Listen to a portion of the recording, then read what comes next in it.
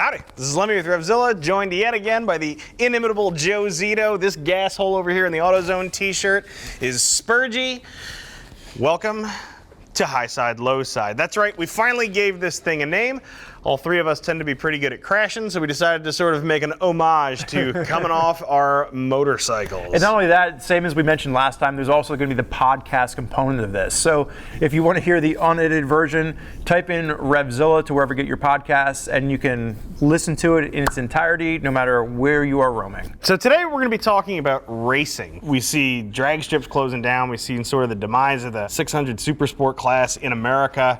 In America, though, right? I think that racing in America is completely different than what you'd see anywhere else. Sure, yeah. If you go to Europe, go to Spain or Italy, they treat it a little differently. So for our international audience, this is very American. Very us-centric. We're very interested in us. And it's motorcycle racing, not like any kind of other vehicles or anything. Like two little kids trying to figure out who's fastest in the race. Just on the tricycles down the driveway, yeah.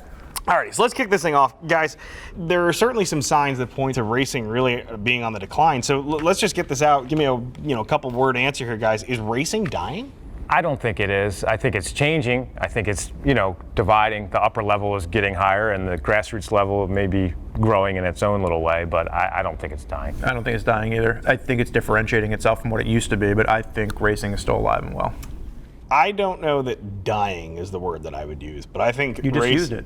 You asked us. Well, that's the question. That's the question on the card. You wrote the question. I don't think that racing is dying, but I think that racing is shrinking, and I think it's becoming more and more of a fringe activity for motorcycling, which in and of itself is kind of already a fringe activity. So let's dip into that a little bit deeper. You had just mentioned sort of the racing haves and the racing have-nots. Mm-hmm. So, fellas, how's racing changed in terms of access, as time has sort of marched on?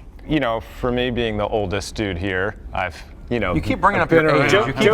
I'm old and wise. He just turned 68 this year. I've seen the shift go from, maybe being a little bit more accessible to individuals who just are into bikes and drag racing or road racing or anything like that.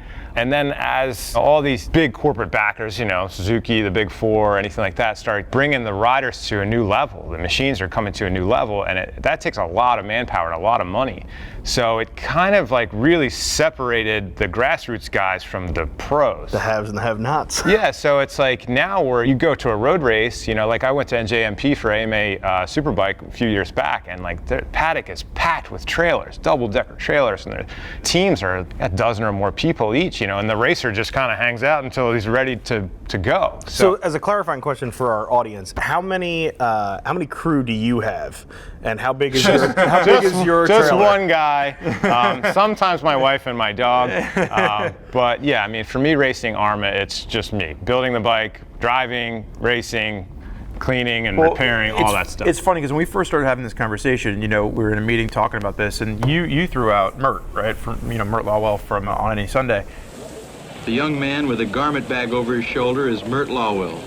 His profession, motorcycle racer. And that's what I think of when I think of, On Any Sunday was, Mert in the van, going home and making his own parts. Yeah. He's making $50,000 a year, which back then was good money.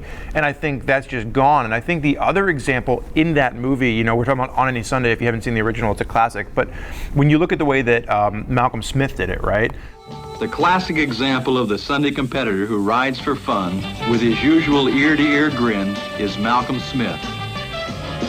What's the guy who rides motorcycles every Sunday do for a living? Malcolm owns a motorcycle shop. He had a shop. So when they invited him to be part of On Any Sunday, they were like, he didn't even know if he could go. He's like, no, I'm running this shop. And I think that's more of how we've seen racing evolve in this country, where you have to have a day job. And then you're going to go out and you might do a couple of races, but the idea of going out and being part of this circuit and running around and you're going to race all the races and you're going to make a living doing it, I think that is almost unattainable. You still have a day job. You're still sitting here with us. There's got to be a way to bring home the bacon. Right. So in terms of accessibility, I'm going to go kind of big picture for just a second here. And I wonder if some of the blockades to racing in terms of access has to do with people's time. I feel like people are busier and busier and busier. You look at the advent of, say, the computer, right, which was supposed to shorten up the work week and was supposed to make everybody's life made easier. more work for everybody. Right, and all it does now is I think it leaves a lot of people working more hours than they ever did. They never truly stopped working, and that's just one thing. I think for a lot of people, the idea of spending a bunch of money to go burn dead dinosaur juice just to be competitive with somebody else, it's not a good use of their time or their money, and I think that's gotten hard for people. Well, I guess the question too is you talk about, is racing dying in America? Are we talking about the participation part of this, or are we talking about the spectator part of this? Yes. Yeah, I mean that's Yes. that's the other thing too. I mean, when you look at the spectator part of this, it's become very hard in America to be a spectator.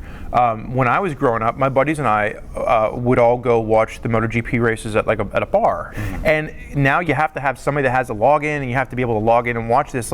It's become less attainable to be able to just watch this You're stuff. saying then that spectator access is yeah, also if you're looking at reduced. this, I think the spectator aspect has been very reduced. Now, I'll counter this for just a moment, if you will. So at a professional level, I might agree with you. You can't sit down at your TV and turn on the clicker.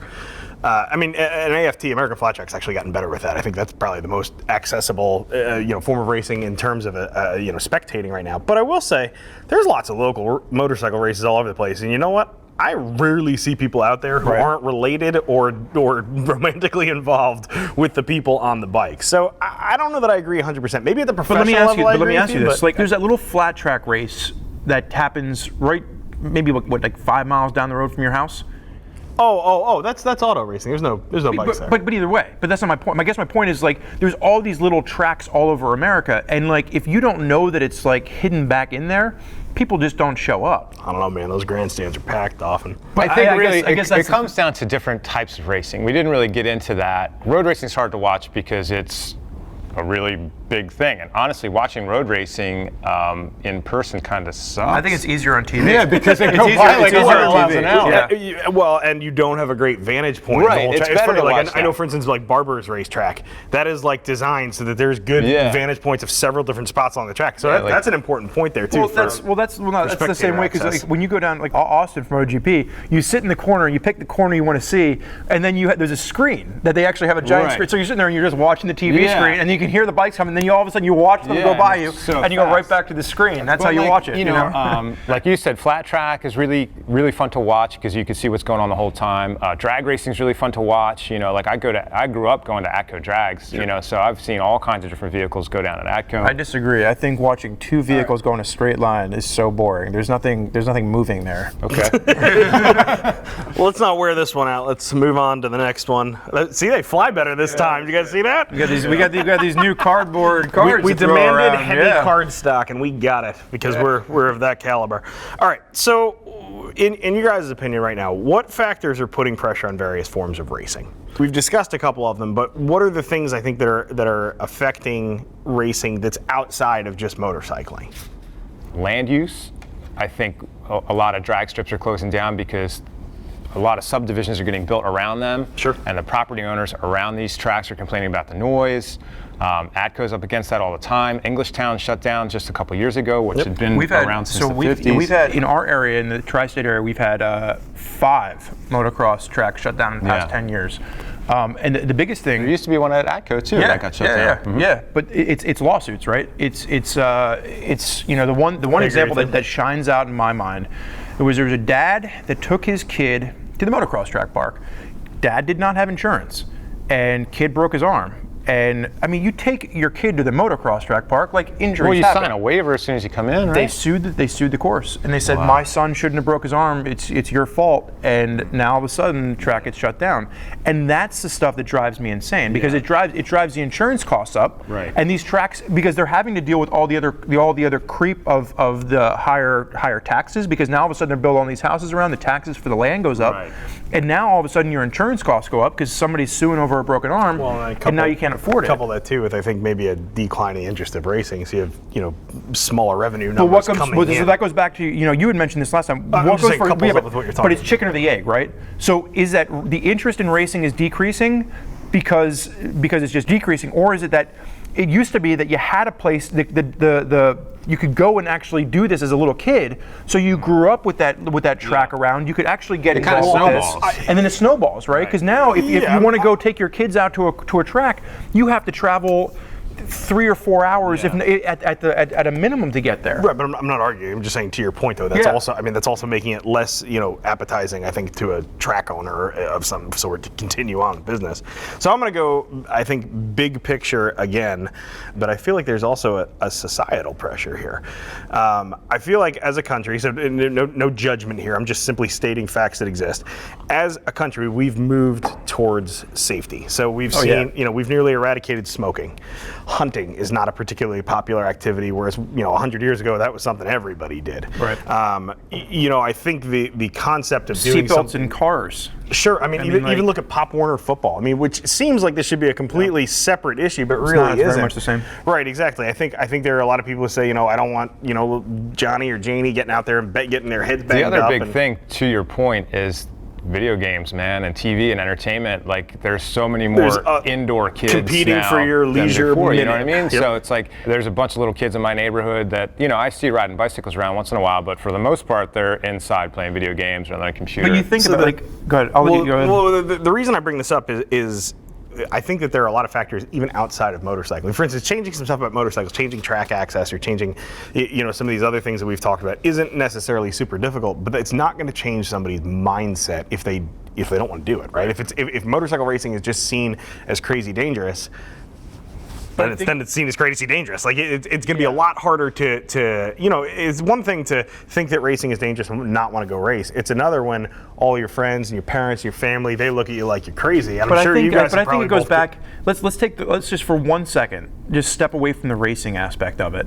And what I think what gets me kind of bummed out is like you don't just have parents taking their kids out just to learn how to ride a bike or go out and do those activities anymore. When I was growing up, we had go-karts and mini bikes, right? And I was very fortunate, but we built them ourselves. Like we had like the shells and stuff. We'd go down, we'd pick up parts here and there. And I remember like my buddy had a go-kart and I had a go-kart. And my mom was just like, well, just make sure you're wearing a bicycle helmet. Like that was gonna save us when we were flipping them and rolling them. But but it was like we would have this little loop and we would just go and we'd compete with each other on this very grassrootsy, just two kids out, you're 12 years old and you're ripping around on go-karts. Yeah, if the family's not cool with it, it's tough to bring up the next generation. And I think it's the parents are so afraid of like their kids getting hurt, whether it's racing or just going out and doing something. It bums me out. It bums me out because like kids aren't gonna break, man. Like they bounce right back. Like I don't know. I think you make a great point. I think that is a very valid reason for people are stepping away from this. Let's also not completely discard that. I think keeping your kids safe is that's your goal as a parent. Like that is ultimately kind of your goal. I get that, but like, was your son not given him? Was he not allowed to buy a motorcycle when he turned 16? He was, but I also, the first time and how old was he when you first got him a mini bike? My Spurgeon does make a reasonable point here. However, I also watched him in his first Lowside. I watched him cruise. I watched him in my rearview mirror. I watched him, shoot by me, and Lowside a bike. And for a split second, I did think to myself there, like maybe this was an awful idea. Like it seemed like a great idea. It seemed, it's like everything, right? It seems like a great idea until something bad happens. What did he say to you? Oh, he said he was fine. He got right back up there and he got back on the horse. And I suspected he would, but that doesn't change the fact that like that moment of terror is probably something a lot of parents want to avoid. But let's talk about sort of that grassroots mentality a little bit. At this point, I feel like you do a lot of grassroots stuff. I definitely do. I think you've probably done more too. Joe and I have done some ridiculous stuff. We've done snow hill climbs, and we did an amateur grass track day. You and I did a mini bike flat track racing. I've done big adventure bikes up in Canada. Don't discount yourself around the building mini bike races that we had. That was awesome. Yeah. So, but does this type of racing have a place right now, or is this just a waste of time? Is this a bunch of gearheads just trying to salvage some semblance of racing? I think it's super important, man. I think it's probably the most important form of racing out there right now. Whoa. I really do. One, it's accessible. 2, you're doing it with your friends. 3, you could bring whatever machine you want. 4, you could get involved with, all right, we did the circle dirt track. We did the snow hill climb. A couple guys from here, we went down to Atco Drags after work one night, and they have street night, and it's like $20 to get in. Test and tune. And like Paul took his FC1 down, and he had like a 6-pack in his top case and everything, and he still ran 11 seconds on, after work one day. And like I brought my old Triumph down there, and for a very parts bin bike. It did like 87 miles an hour in the quarter, Who was pulling you? Well, that night I was getting so hard on the throttle going down the drag strip that I snapped my throttle cable. Whoa, no power. But since I had ridden the bike there, I had to ride home pulling the throttle cable out of the carburetor all the way home. And I had my crew of buddies I know here. how bad that is. But yeah, I mean, I think like that just gets you hyped. But I think it shows you the importance of, right? Like, I think sometimes people have this idea that you have to have this very specific bike, and you have to have the rig, and you have to have this. No, like, you don't need any you of rode that. the bike there, and you rode it home, right? Like, I mean, the reason I think this is the most important form of racing is that you can go out there and you can do it with the bike you have. Like, the first real race that I did was when we did a race across northern Ontario, and you had to basically tackle 550 miles off-road in under 24 hours on an adventure bike. Oh, That's yeah, what we piece had. of cake. Sounds like very easy, Right. easy entry. It was. You had a whole day to do this race? It was, oh my God, it was one of the most challenging things I've ever done, and it was such an amazing experience, but it was the bike that I had. Right. I didn't go out and buy any special shit for it, I used what I had.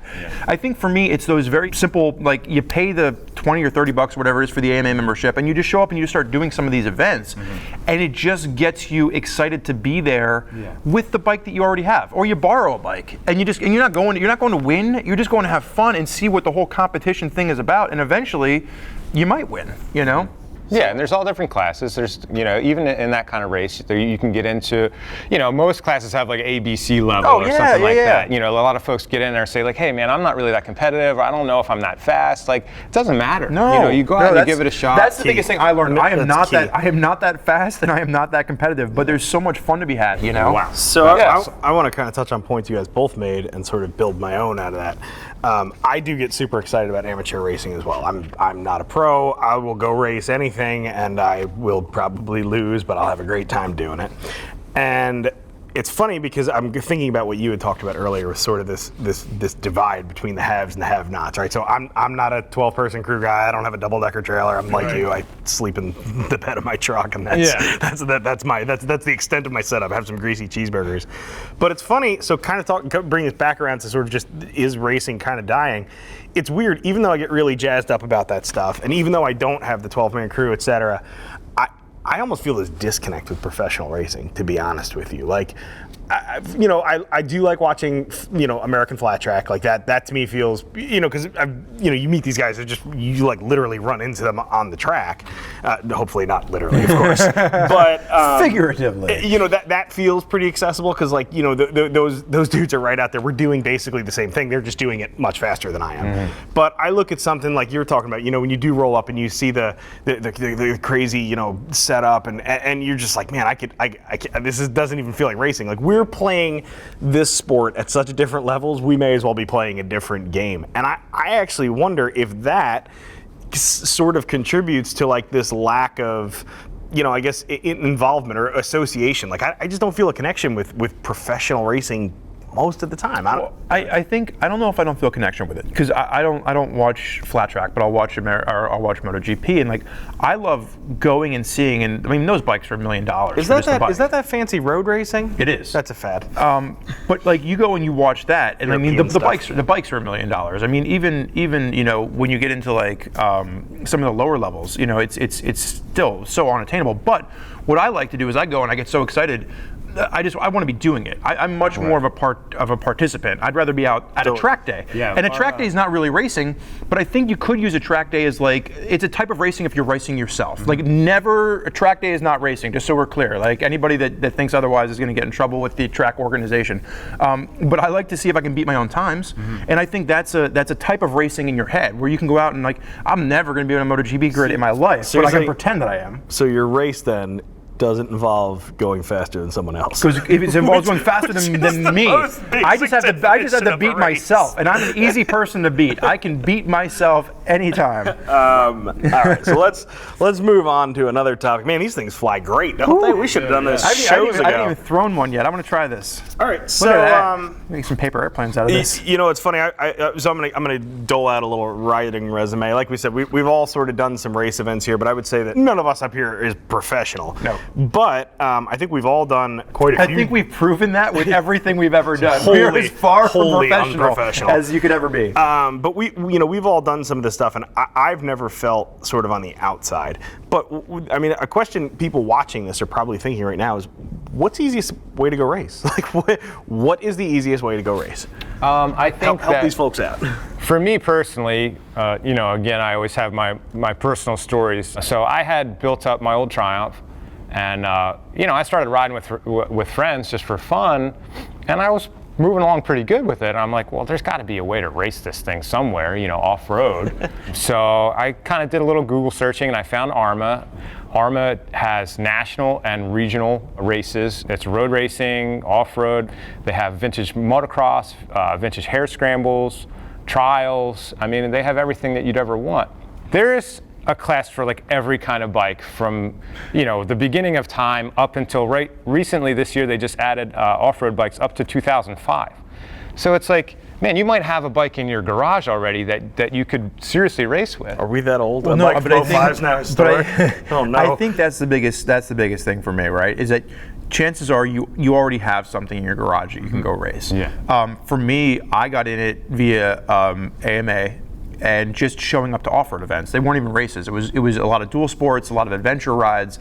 I met my buddy Steve Camerad, and a week later, we literally met, and a week later we were up in Canada racing these adventure bikes, and we ended up winning that class. And I mean, we were only racing against like 5 other teams, I think, but it was still cool. Like you went up there, and it was what we had. We didn't buy anything special for it, and it was just really cool to walk away from that.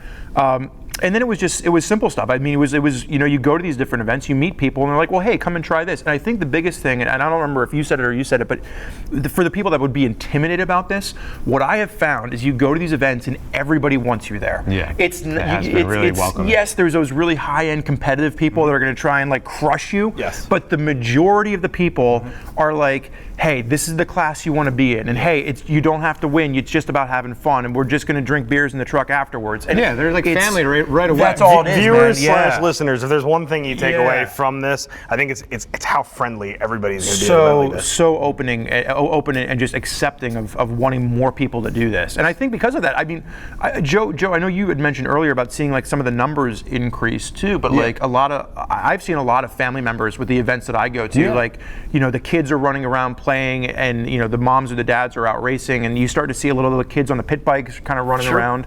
It's just been cool. Yeah, like you said, right? The numbers are growing. So like from just 17 to 18, participation in ARMA Northeast grew 19%. And then over the past 10 years, it's just grown exponentially. It keeps growing and growing. And I don't know whether it's because it's like old bikes are cheaper, or maybe, like you said, professional level racing is separating us. It's making it so, like, if you wanted to get into modern bike hare scrambles, maybe it's a bit tough, maybe it's a bit crowded, or maybe road racing is just like so crazy. The cost of entry is bananas. For our races, it's like $10 gate fee, $30 to race per class. There's food, there's free camping. Like, it's like just a weekend of hanging out. And to speak back to, I just want to carry this on, and I know you want to move on to the next point, but I wanted to get my own point out. Oh, okay. Go ahead. Go ahead. So I'm gonna disagree with you guys right now, because I know from doing the motorcycle thing for a while that it is easy to get into racing, but I also know too, if you're watching or listening to this as a viewer, this might sound kind of daunting.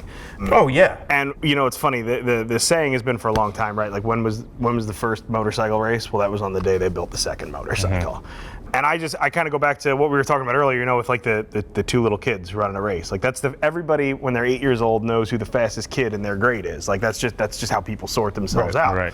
So I mean, I know you guys belong to all these associations and organizations. I race outlaw. For those of you guys who are not in on the lingo, we're not running drugs or doing anything illegal. It just means that I'm generally running. You're not running drugs? I mean, let's be honest. I'm generally running races that are simply unsanctioned. So the AMA doesn't sanction them. These are just events that people will run. You show up, you pays your money, you get in your class, and you go run with your brong. And the reason I'm bringing this up is what you guys are talking about is organized racing, but you had talked earlier about our mini bikes out there, right? So Joe and I built these mini bikes, and we did this cool series. It was a lot of fun. Go check it out if you get a minute. But in addition to that, even just when we were done each day working, we would drag these mini bikes outside, and we were literally running laps around our building, passing it each was other. like way more dangerous than any actual motorcycling. And it got very serious, but it wasn't seriously hard to do. It wasn't seriously hard to get in on things. It just got very competitive between us. So I would encourage people, I guess, to look for stuff like that, and even something like, ARMA. I mean, man, a barrier to entry there, you gotta have an old bike. Like that's job one. I guess for me, like whether you do AMA or not, I think it's a resource to see what events are happening. So like just showing up and find. I think for the hardest part for most people out there, it's knowing what events to show up at. Sure. If I had to make a guess, so being able to use the internet as a resource and find some of those events, because I do agree with you. I think the grassroots thing, whether it's sanctioned or not sanctioned or whatever, that is the most important form of racing.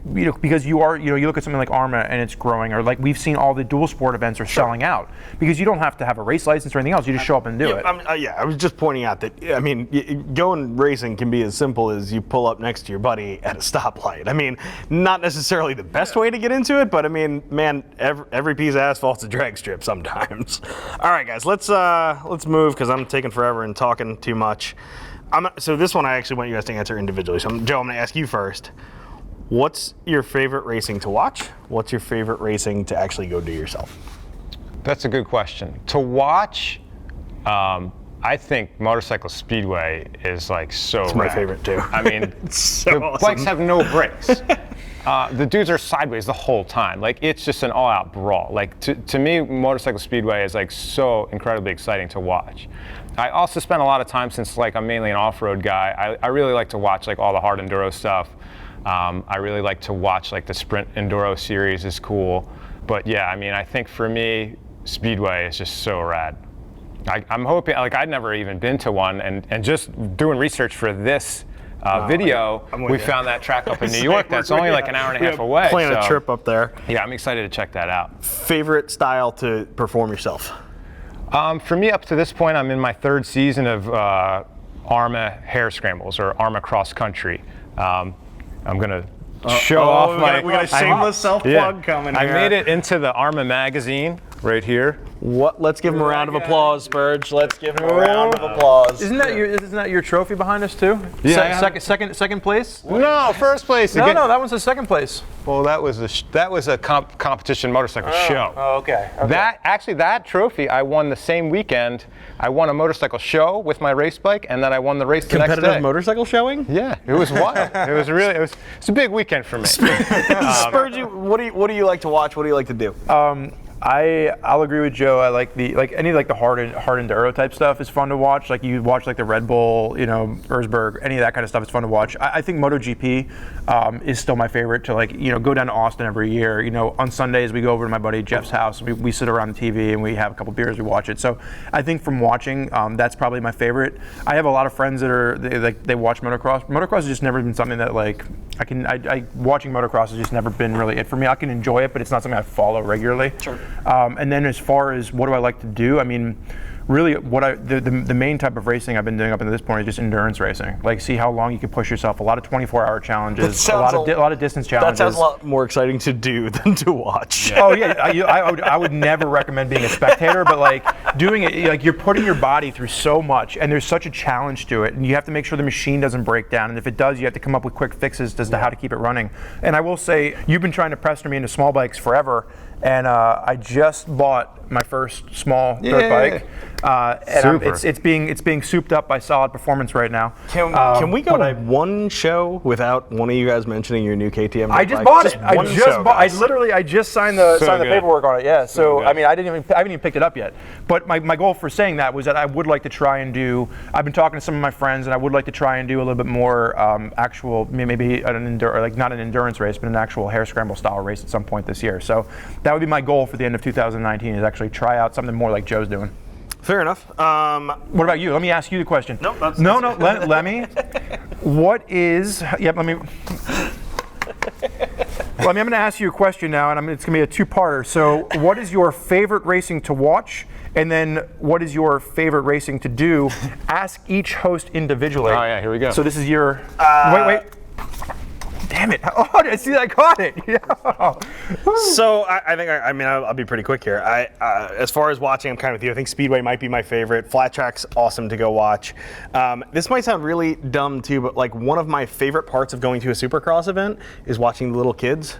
You know, like during the intermission. I love. It's like watching high school football for me. Like I love watching people who are in it just for the love of the game. Like that's pretty cool. Yeah. You know, I like watching rookies. It's funny, like one of the flat track classes that we run and I always love watching is they call fresh tracks. You got them hot new tracks.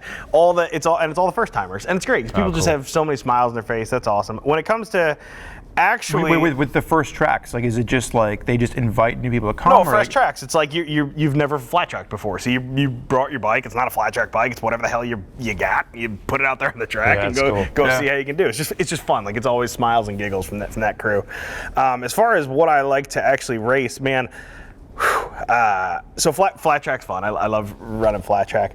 I gotta say, as not okay as it is, a good old-fashioned stoplight drag is still real high on my list. As not okay as it is. Like, this is the truth. And then this conversation has not been brought to you or sanctioned by RevZilla.com in any way. And then I guess the other one too is kind of coming back to. It sounds dumb, but like. Mini bike racing or pit bikes or whatever, like it's so silly. Like it just removes all ego from everything, right? Like you're getting super serious with this thing that is by definition not super serious. I hadn't laughed as hard in a long time as we were last year messing with those. But even watching that video, like watching you guys do that was like you're sitting there smiling the whole time. You're like, you just feel like you're like so close to the edge of death, but you're going like 12 miles an hour. That's like exactly. Yeah. So I would say that's probably. Can I just real quick, just as far as being a kind of a lifelong motorcyclist and trying to having a little bit of a hard time finding new experiences at this rate. At our ARMA cross-country races or hare scrambles, we have dead engine starts. So it's the best. Like a Grand Prix start, or I mean, so like we'll be sitting in our rows, and all the bikes are running, and it's a good mix of 2 and 4 strokes, and I'm on my big Triumph Twin, and it's so loud, and it's the smoke and exhaust, and the ground is shaking, and like, man, your heart is pounding. And then the flagman comes up and he goes, "Kill it," So everybody has to shut their bikes down, and it's dead silent, and all you hear in your helmet is your heart pounding. So they go 30 seconds, and then 10 seconds, flag drops, that road goes off. So do they make them run? Is it like a Le Mans? No, you're sitting on the bike, but we did the 24-hour. They make you run. You have to stand 20 feet behind your bike, bike's off, and you got to run to it and jump on and start. Yeah, we're all shoulder to shoulder, and all these bikes are kick start. Some are left side kick. Some of the old Rokons are pull start. Like so, every bike is a weird starting thing. So the flagman comes up and he gives you that 10-second warning. And man, your heart is just pounding so hard.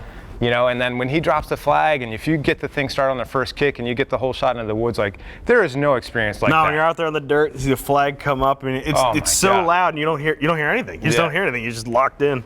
Well, gentlemen, I think we may have scratched the surface here. It sounds like racing's not entirely dead. At least not yet. But we have a ways to go, of course. So for those of you out there, thanks for checking out Highside, Lowside. And keep in mind, we do have that podcast. So wherever you get your podcast, just type in RevZilla, and you can check out Highside, Lowside in its complete uncut form. For Joe, Spurge, and Lem, we're out of here.